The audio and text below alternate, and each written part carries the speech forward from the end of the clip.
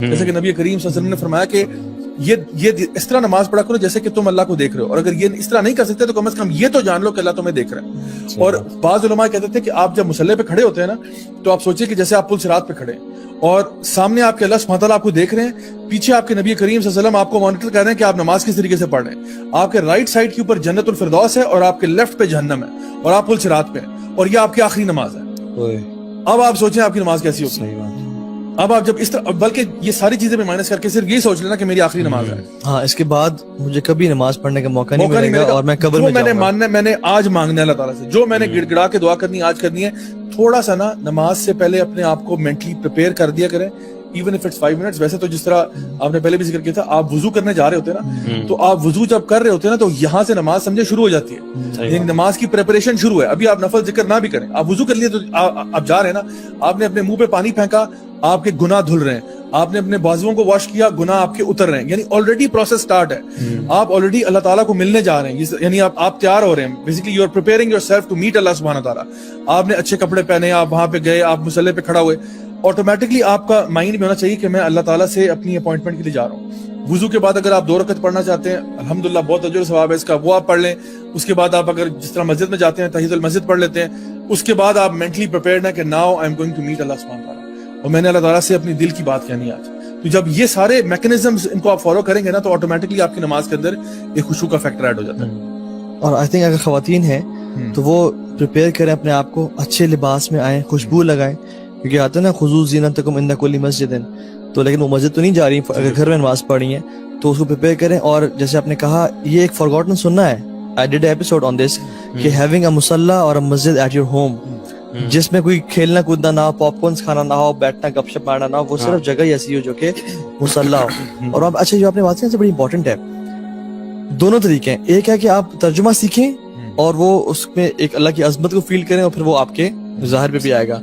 ایک ہے کہ آپ ظاہر ہی نہ ڈونٹ موو، یہ ایک نوٹ کر لیں، فجٹنگ نہ کریں، آئی ول ناٹ موو، چاہے میں خارج نہیں کروں گا، میں اپنی داڑھی کو نہیں دیکھوں گا، میں ایسے نہیں کروں گا، just stay silent, stay still. Abdullah bin Zubair کے بارے میں آتا ہے کہ when he used to pray he was like a branch, never used to move۔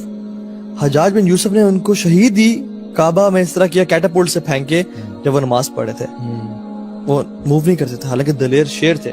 نماز میں کوئی موو۔ اللہ تعالیٰ نے فزیکلی ہمارے اوپر باؤنڈ کر دیا سب وہ چیزیں، وہ پوری کیفیت جس سے ہم نا اپنا ذہن، صرف نا ذہن کنٹرول کرنے کی بات ہے۔ ایون آئیز بھی آپ بند نہیں کر سکتے کہ کہیں آپ آئیز بند کریں تو آپ کسی خیال میں نہ چلے جائیں۔ آئیز بھی آپ نے کھلی رکھنی ہے، سجدے کی جگہ پہ نظر رکھنی ہے۔ اب all you have to do is to control your mind, اور باڈی کو بھی کنٹرول کریں۔ یہ مائنڈ باڈی کے دونوں ساتھ ساتھ چلیں، کیونکہ کبھی کبھی آپ باڈی کو بہت موومنٹ دے رہے ہیں تو آپ کا مائنڈ بھی ڈسٹریکٹڈ ہوتا ہے۔ Just control your, I will not move, اور آنکھیں کچھ دیر کے لیے بند کر سکتے ہیں، جسٹ ٹو امیجن کہ میں اللہ کے سامنے کھڑا ہوں، لیکن کنسسٹنٹلی ساری نماز میں یا پوری رکعتوں میں بند کرنا وہ جائز نہیں ہے۔ تو میرے خیال میں یہ جو چیزیں ہیں نا کہ اس موشن میں آنا، اور میں ایک اور چیز بتاؤں، اللہ تعالیٰ کے بارے میں پڑھنا بڑا ضروری ہے، اللہ تعالیٰ کو جاننا بڑا ضروری ہے، کیونکہ جس بندے کے سامنے آپ کھڑے ہیں، فار ایگزامپل ایک عام سا بندہ ہے،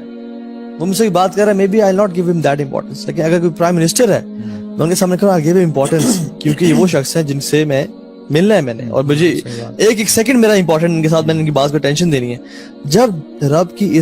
عظمت آپ کے دل میں ہوگی کثرت سے کہ یار رب اللہ تعالیٰ کے سامنے کھڑا ہو، تو پھر آپ کی نمازیں بہت ڈفرینٹ ہو جائیں گی۔ اللہ کے اسماء و صفات کا تعارف ہونا بہت ضروری ہے۔ اچھا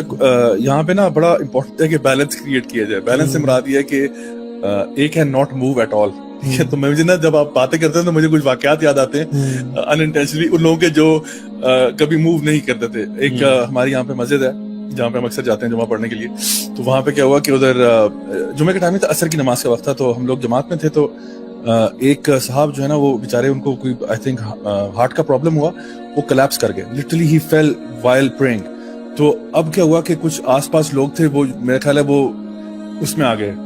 کنفیوژن میں کہ we should not move، او سبحان اللہ۔ لیکن ایک ماشاءاللہ صحابی جو ہمارے جو نا مسجد کے ساتھی ہیں، وہ جو ان کے بالکل پچھلی صف میں تھے، وہ انہوں نے ایک دم سے جا کے ان کو پکڑ لیا، ان کو تھام لیا، گرنے سے پہلے روک لیا، پکڑ لیا، اور وہ ان کو سائڈ پہ لے کے چلے گئے، اور ان کو سائڈ پہ بٹھایا، پانی پلایا، ان کو جو ہے نا وہاں پہ مسجد کا جو خادم ہوتا ہے اس کو بلا کے کہا کہ آپ اس کا خیال رکھیں، گارڈ جو تھا اس کو کہا اس کا خیال رکھیں، اور پھر انہوں نے صف کو دوبارہ جوائن کیا اور